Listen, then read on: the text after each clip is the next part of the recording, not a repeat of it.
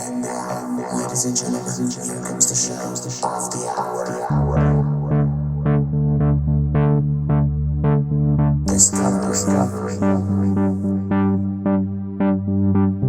5, 4, 3, 2, 1, 0. All engine running. Liftoff. We have a liftoff.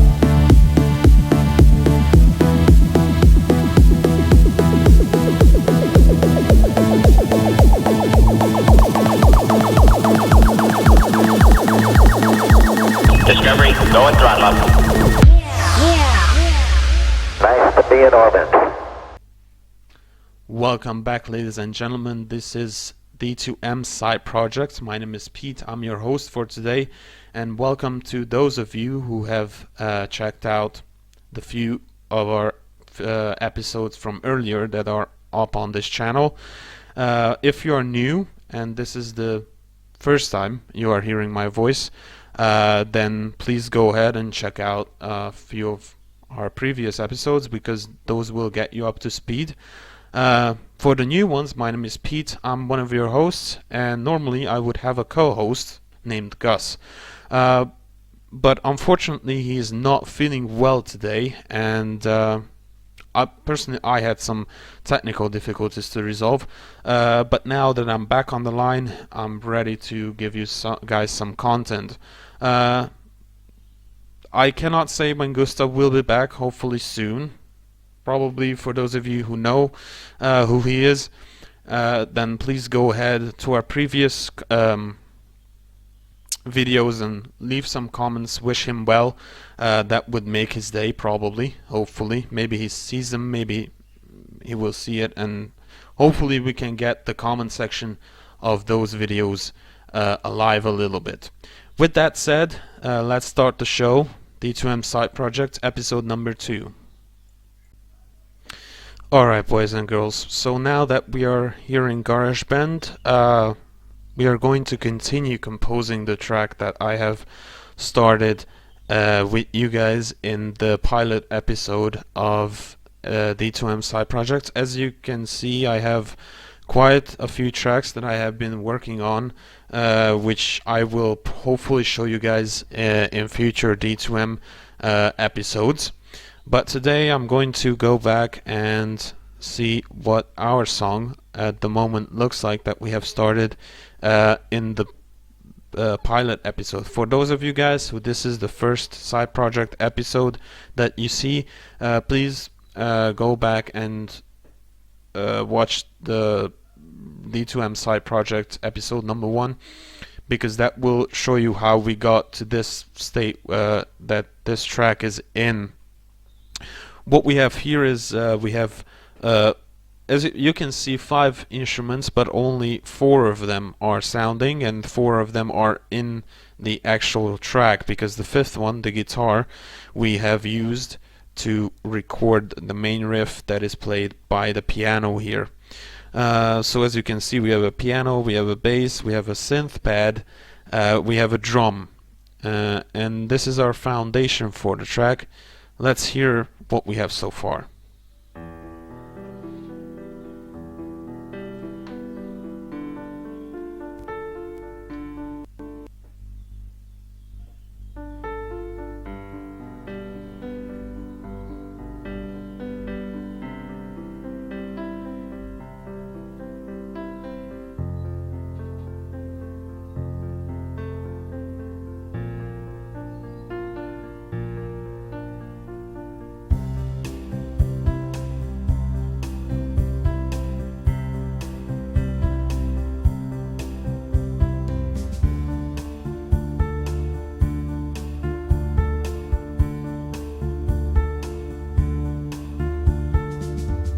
Alright, so we have finished the track with a nice fill in the drums, which actually will set us up to put in the second 8 measurements of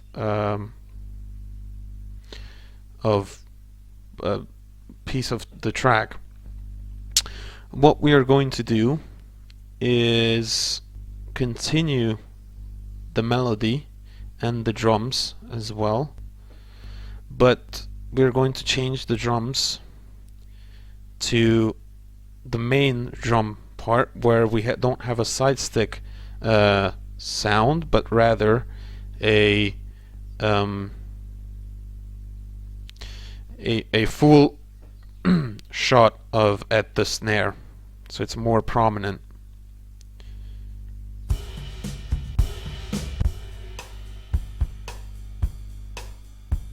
Okay, so this is the track that we have started with.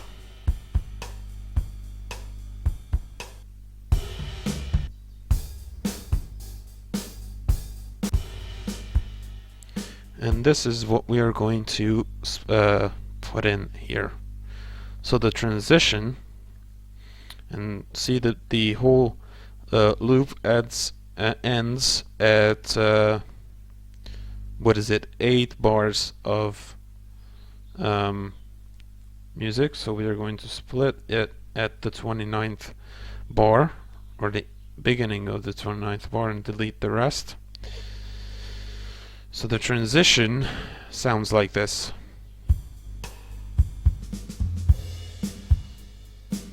Now, to make that crash at the beginning of that phrase, I'm going to actually search for a crash loop. Crash, boom. And insert a track where we record all the crashes, like so. 2 bars. And adjust the volume accordingly so it's not overpowering, but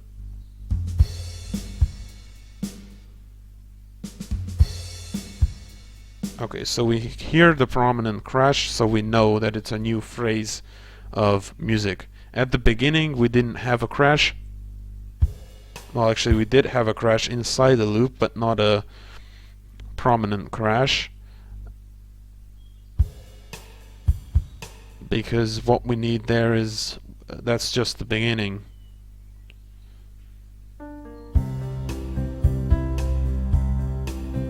But now with all the other instruments, this is what we have.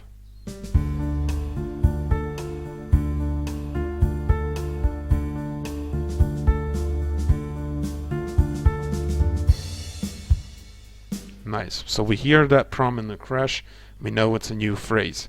What we are going to do now is put in the next bass part.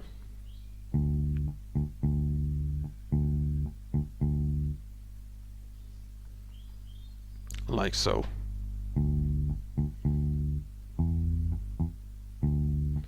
Okay, so we finished there. What was the... Okay.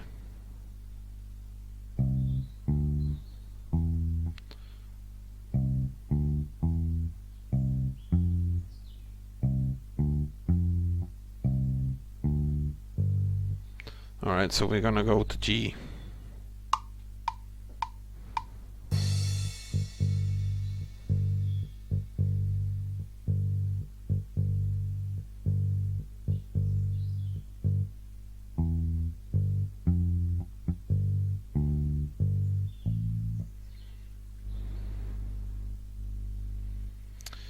And then we have, or we are going to have, the 8 bar of music again.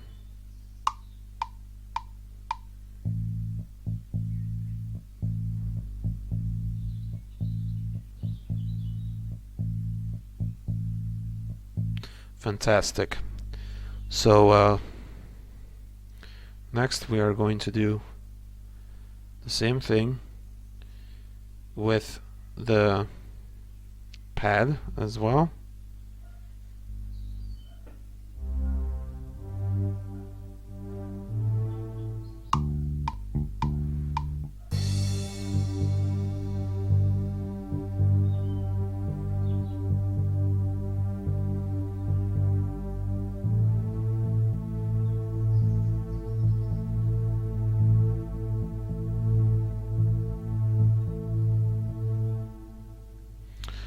Alright.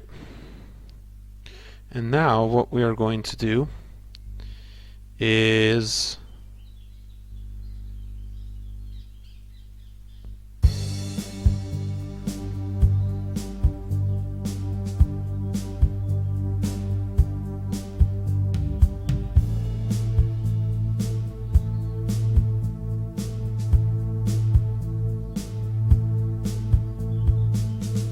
nice. And we are going to record the main part of the riff as well, but we are going to take out the bothering pieces of the track for the time being. Let's see.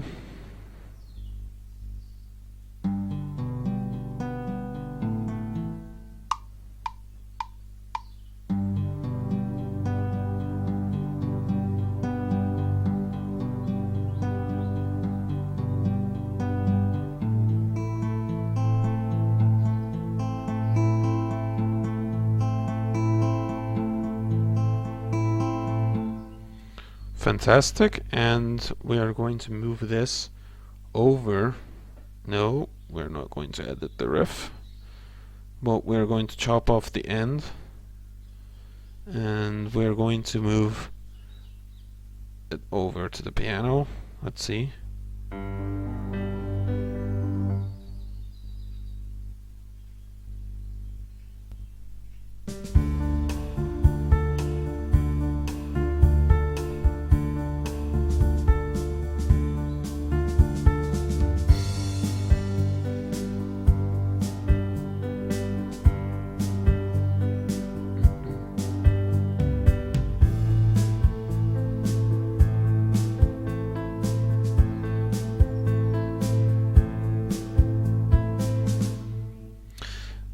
Great. So what we have is we have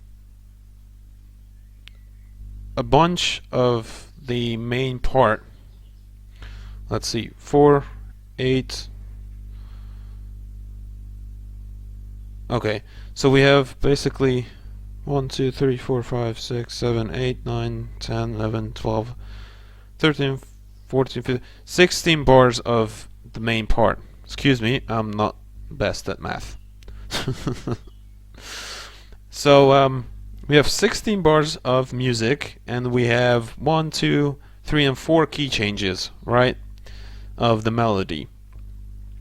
What this allows us to do, we could put another 8 bars in if we wanted to, but I want something else there. I'm going to show you in a second.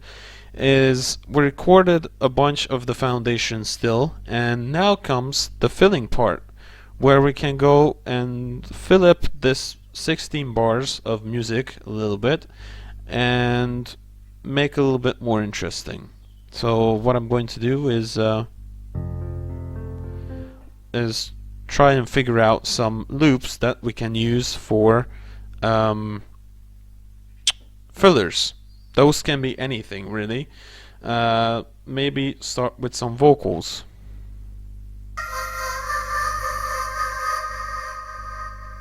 There are some pretty interesting vocal loops in here. Most of them are pretty electronic and could be used for a more electronic sounding track, but that's interesting. So 5, we are going to look for some more acoustic sounding loops.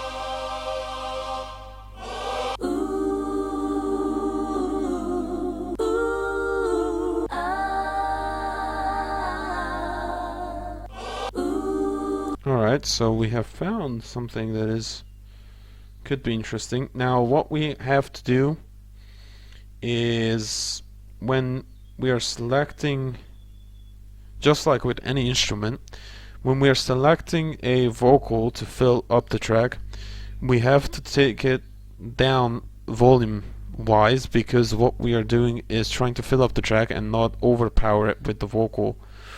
So we are using, as it says, background vocals instead of lead vocals to fill up the track. Also, that the volume of the background track, or the background vocal track, should be dependent on how full or how loud the foundation is.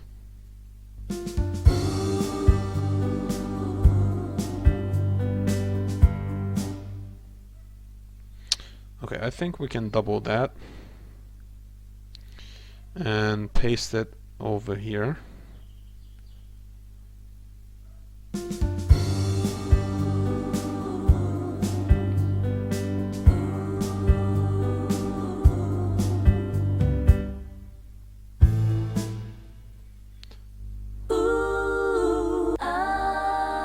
Fantastic. So what we have at the moment, I'm going to actually paste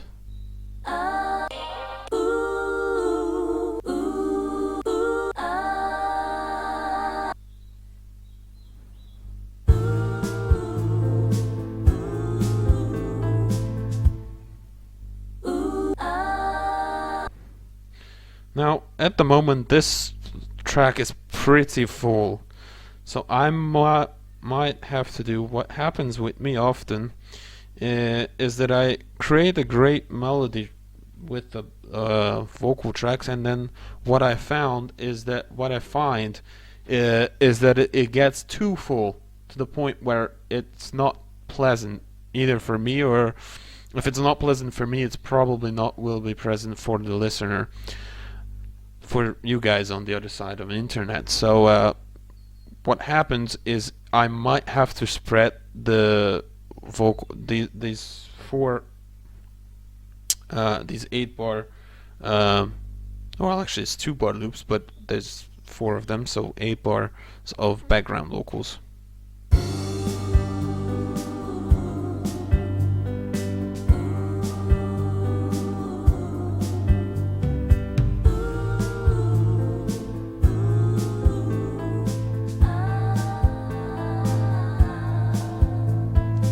Yes, it doesn't, it's not too pleasant, so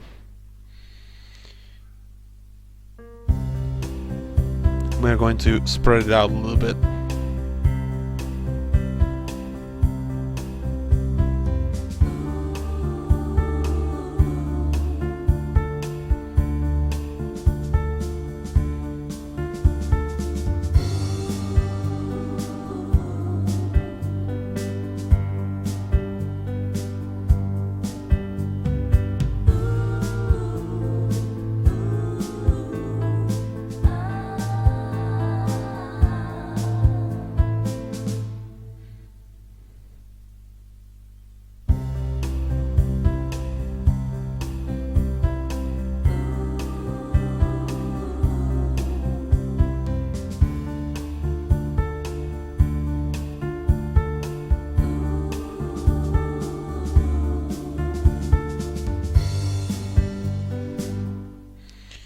What we can also try to do is raise it or lower it a few semitones, although I'm not going to do that now, because what would that do, or what would I have to do for that, is raise the whole raise these parts by how many semitones I want to raise this as well. Oh, let me show you what I mean.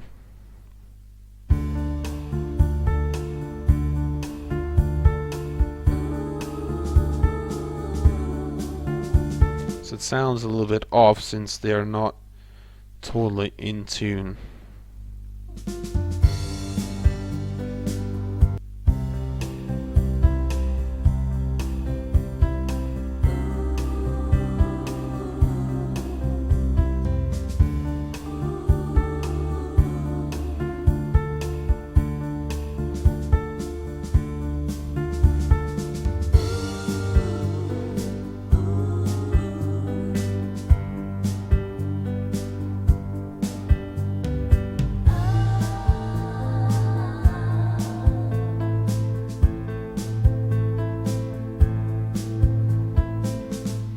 Okay, so I'm going to leave it at that.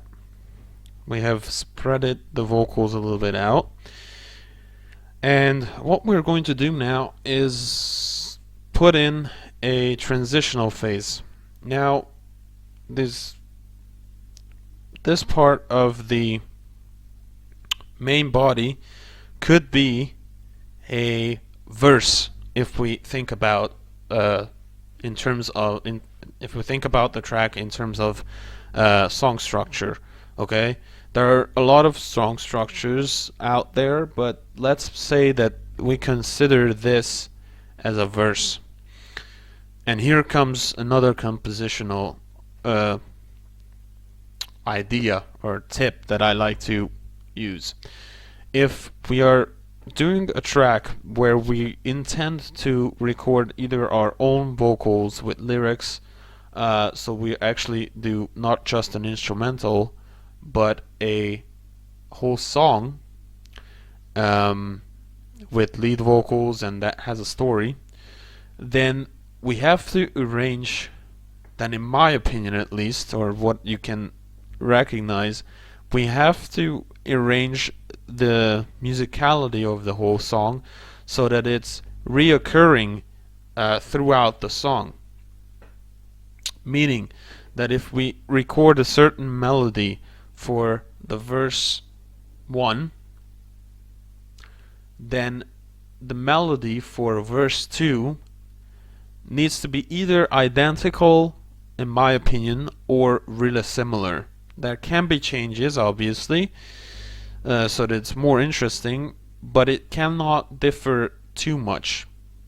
Same with the choruses, right? The chorus melody, if you think of any popular song, whether it's pop, rock, country, whatever it is, the hook that you remember the song by needs to be identical melodically. So the melody of the chorus needs to be identical, and that melody has to reoccur. So what I mean by that, in terms of composing a song, is, for example, let's say I have this is the melody, this 8 bars for my chorus. Then that means that this chunk, this whole thing, I take this whole thing and I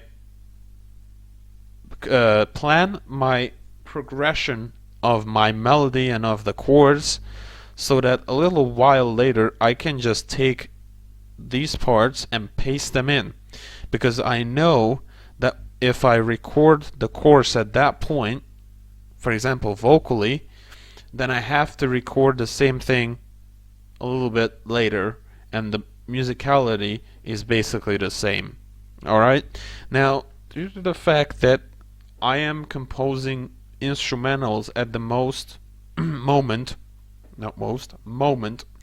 and I don't do vocals, or on my own vocals, lead vocals, I don't necessarily have to really stick to that structure, but I like to take that as a base, because otherwise my instrumentals are all over the place. And I have a tendency, I heard that in feedbacks a couple of times, and I realized it myself, that if I take myself and don't take the usual structure as a base,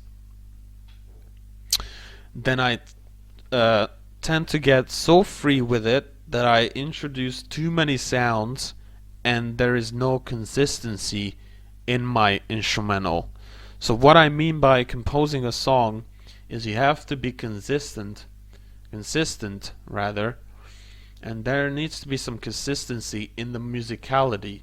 So there have to be reoccurring moments, reoccurring melodies, reoccurring riffs even, and obviously make them in a way so that they are interesting enough, meaning there can be a slight change in the melody or the riff, but the consistency has to be there. What I mean by changes is, for example, if you have an intro riff that you play at the very let's take a guitar riff for example, right?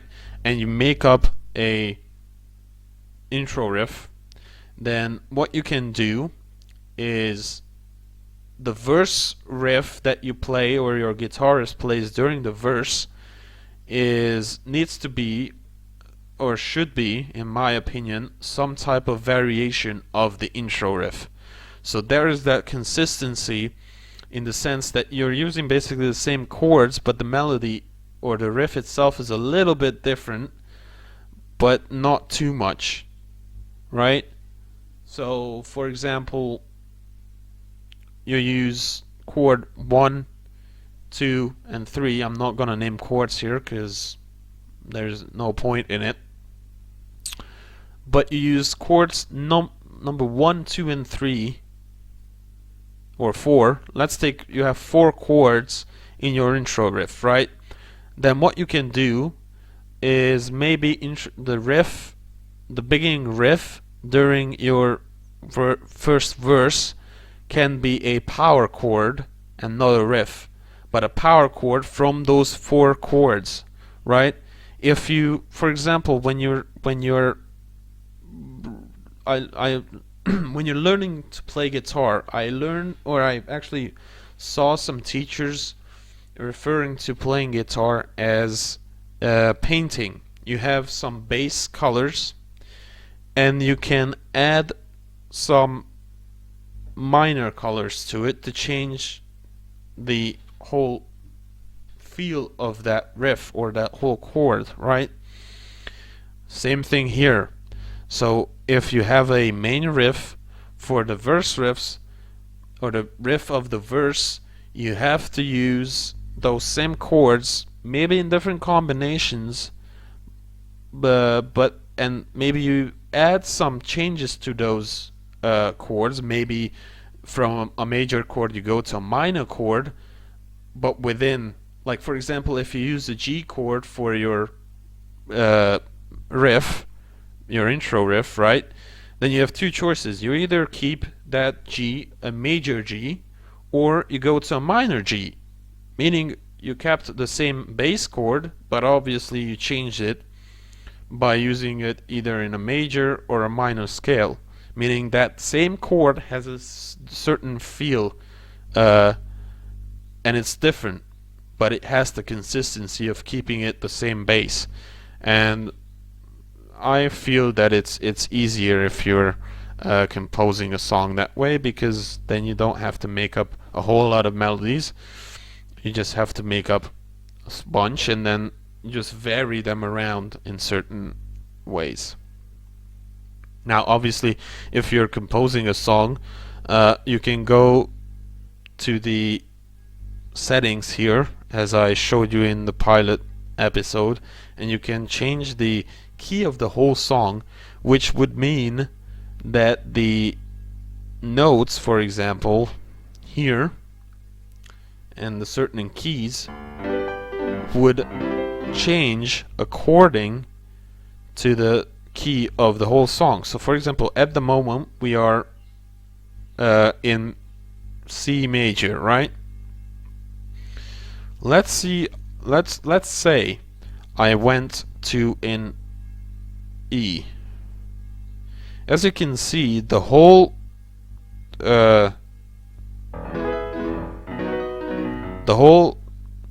notes and keys have changed on my instrument, and hopefully the whole riff will change.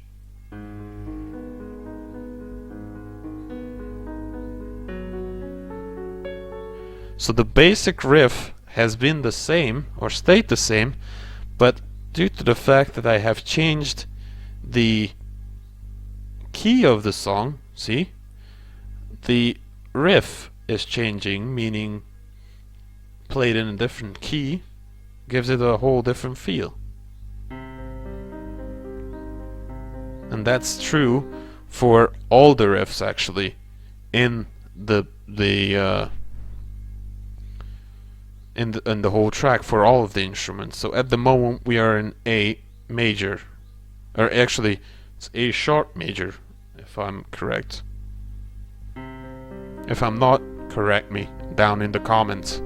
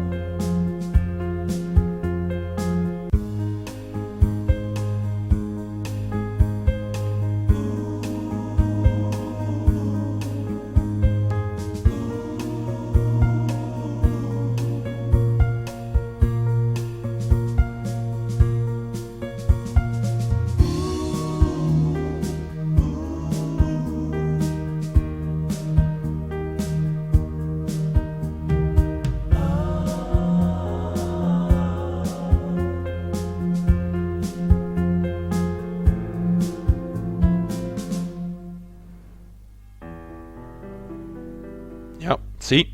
It gave the whole track a totally different feel, and I actually like that key there. So I'm actually going to... Actually, it's all majors, because you can go to minors as well. But what I've noticed, if you change the key, the volume of these have changed. So what I need to do at the moment is cut these out and duplicate the vocal track right over here, paste these in. Actually, they were probably a little bit to the right about like so, and play with the volumes a little bit that way.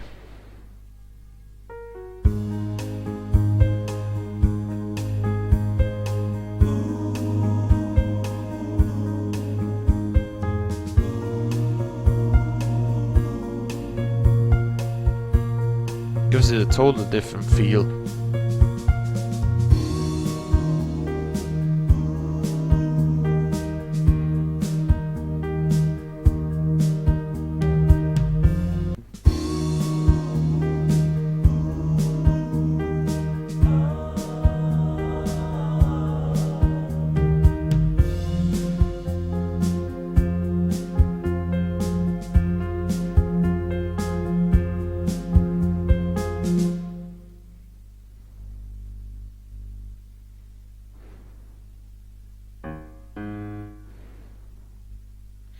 Okay, let's see what we can do here.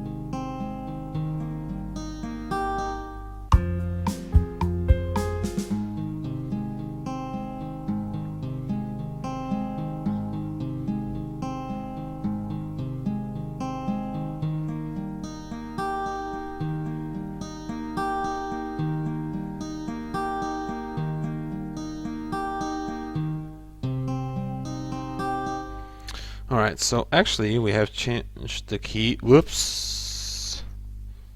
We've changed the key a little bit. And now I'm working on, just to get back to you guys and get my voice back up to speed. Now I'm working on the transitional phase. And what I'm thinking is obviously we're going to change the bass riff from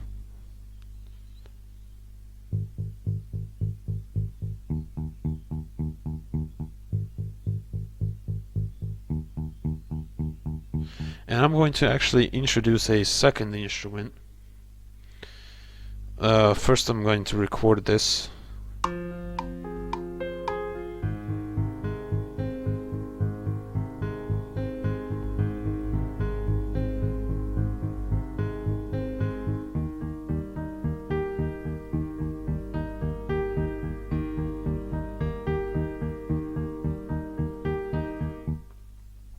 Alright, so I'm going to cut this and record the main bass riff here. Actually, you know what? See, this is the thing. I'm actually composing this with you guys, so I don't have a whole lot of idea of what to do. I'm just making it up as I go along. But what I'm thinking is I'm going to introduce a synth bass here, some type of a synth bass.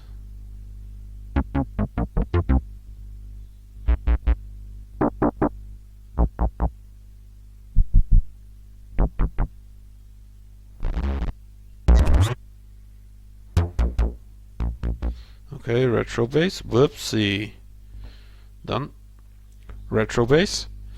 And I'm going to paste it in there. And what that will give me, let's bring this up here, is this.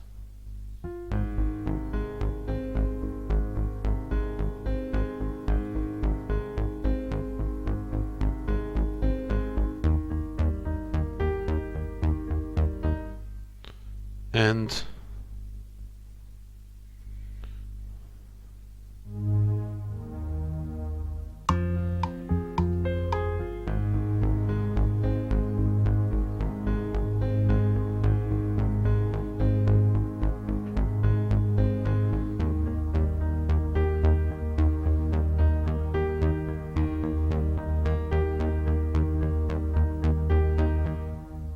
okay.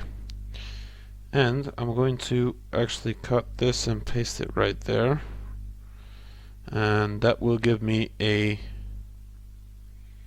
nice cut out.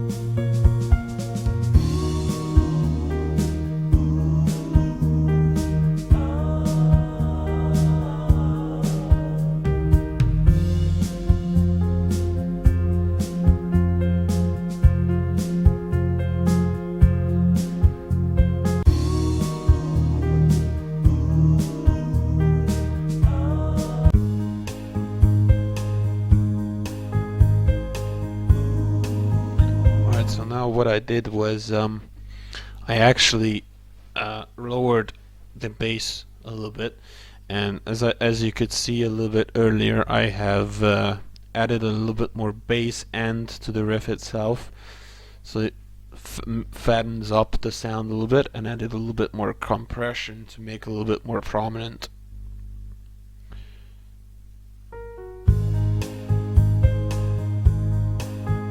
So you can hear that really low and fat end to the track.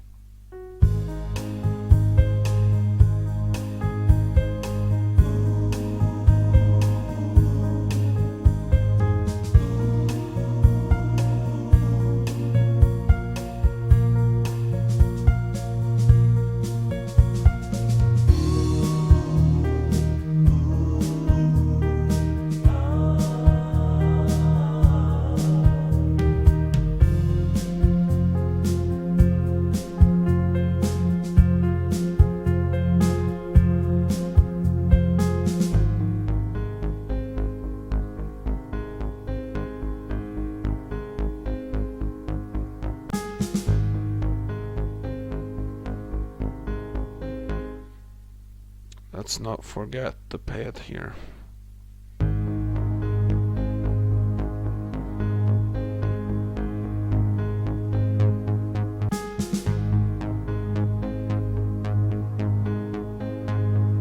And by introducing that retro synth bass, we can introduce a new riff after this transitional phase. And what we're going to do actually is we're going to go back to the drums and introduce a transitional drum beat, which would be something along the lines of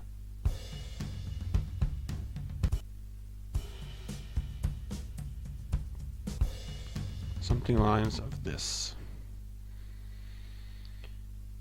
Let's see what that does. Oops. No, I don't want to edit it. Let's go back. Don't want to edit that. Just want to split it. Let's see how that sounds.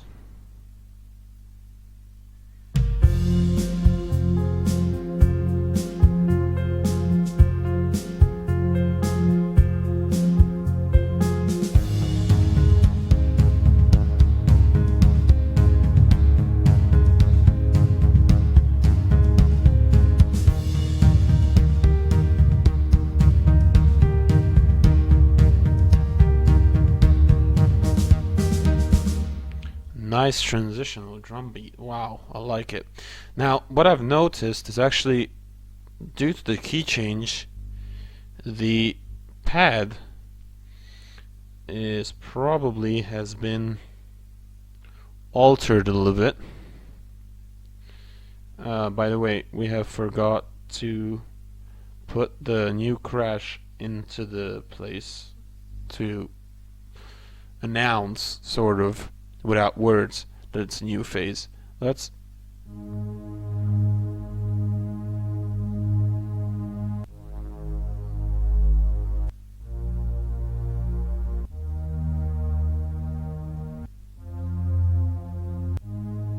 yep, I need to lower that as well.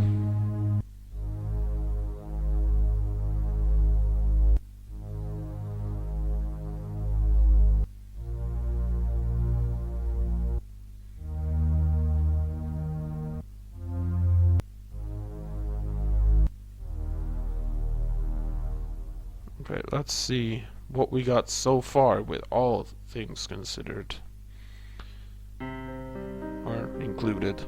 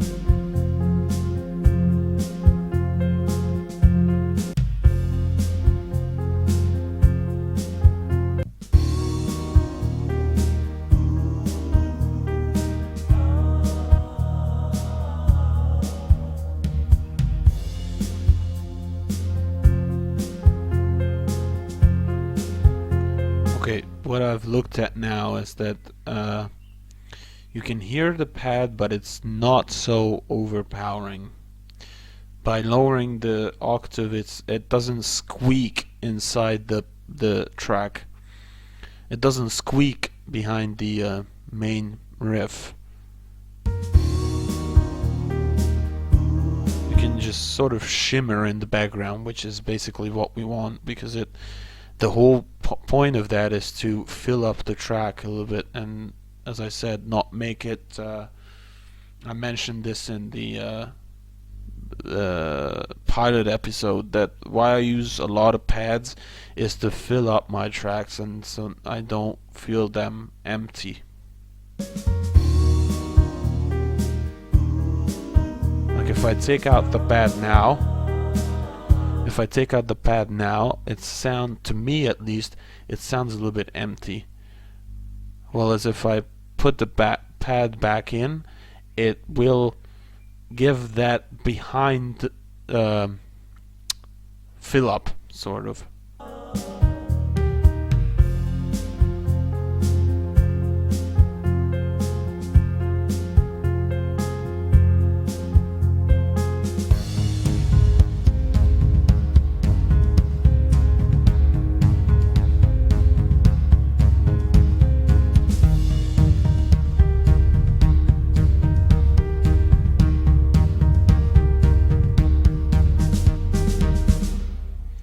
Okay, nice transition.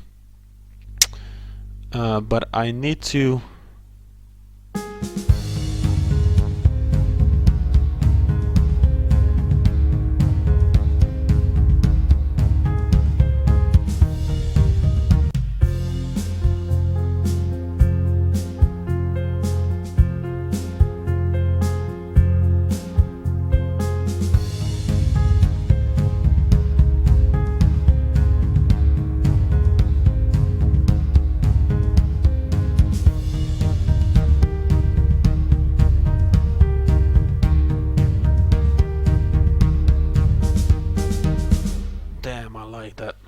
love that transitional drum beat. Just sort of gives that power to the whole thing. And I don't know if you have noticed, but until that transitional phase, the main prominent sound was the piano, which is what we wanted. And as soon as I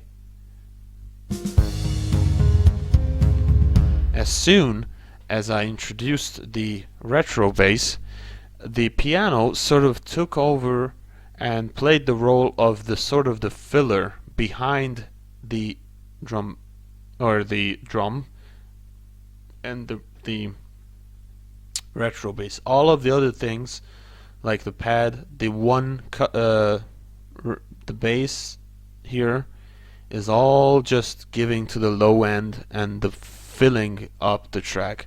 The main part of this transitional phase is the drum and the retro bass riff. This is a filler also in the transitional phase from the beginning of the 29th bar until the end of the 36th. So from there I would go on and make the rest of the track and put some more fillers in. But I think this is it for this episode. Thank you for listening, guys. We will continue with this track in the next episode. Hopefully after we recorded and uploaded the next D2M Show of the Hour episode when Gus is back. If not, because there's some difficulties with the recording of that, then I will definitely come back to you guys and show you the rest of this.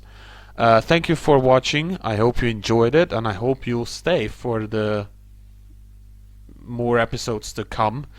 My name is Pete, and this was episode number 2 of D2M Side Project. Adios, amigo. D2M, the show of the hour.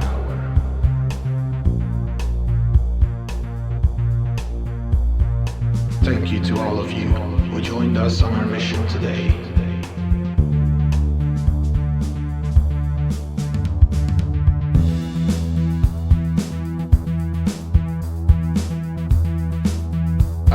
amigos. See you on our next mission.